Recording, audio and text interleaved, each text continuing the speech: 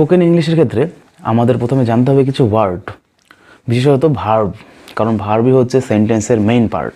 তো ভার্ব দিয়ে আমরা ছোট ছোট সেন্টেন্স বলা যদি শুরু করি, তাহলে আমরা আস্তে আস্তে কনফিডেন্স বিল্ড করতে পারবো, পরে বড় বড় সেন্টেন্সও বলতে পারবো।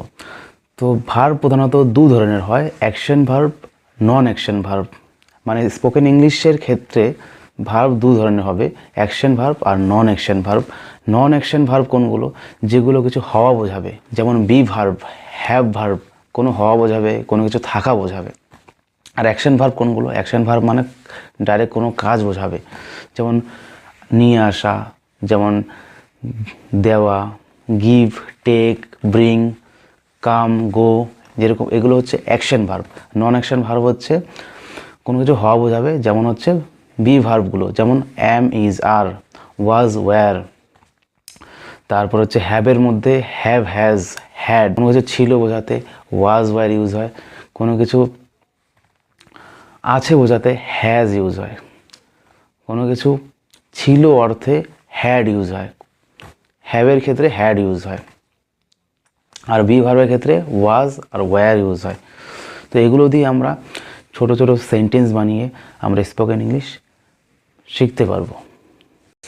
সো বি ভার্বের সাথে দুটো করে ওয়ার্ড নিয়েই আমরা সেন্টেন্স বানিয়ে ফেলতে পারি, যেমন হচ্ছে I am happy, she is a doctor, they are tired, he was late, we were ready. তো এই বি ভার্বগুলোর সাথে দুটো করে ওয়ার্ড নিয়ে আমরা সেন্টেন্স বানিয়ে ফেললাম। এখানে আই অ্যাম হ্যাপি, এখানে অ্যামের সাথে আই আর হ্যাপি এই দুটো ওয়ার্ড বসে একটা সেন্টেন্স হয়ে গেল। আবার শি ইজ এ ডক্টর, ইজের সাথে শি আর এই ডক্টর বসে একটা সেন্টেন্স হয়ে গেল। আবার দে আর টায়ার্ড, এখানে আরের সাথে দে আর টায়ার্ড এই দুটো ওয়ার্ড বসে একটা সেন্টেন্স হয়ে গেল।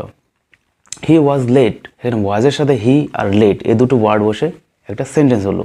আবার উই ওয়্যার রেডি, ওয়্যারের সাথে উই আর রেডি এই দুটো ওয়ার্ড বসে একটা সেন্টেন্স হলো। সো বি ভার্বের সাথে এই সাবজেক্টগুলো ফিক্স থাকবে, যেমন হচ্ছে আই, নিজের সম্পর্কে কিছু বললে আই হবে সবসময়। সামনের জনের সম্পর্কে কিছু বললে ইউ হবে সবসময়। আবার থার্ড পারসন কারো সম্পর্কে বললে হি অথবা শি অথবা দে ইউজ হবে। আবার আমাদের অনেকজনকে বোঝালে উই ইউজ হবে। তো এমনভাবে আমরা প্রয়োজন অনুযায়ী সাবজেক্টগুলোকে আমরা ইউজ করব।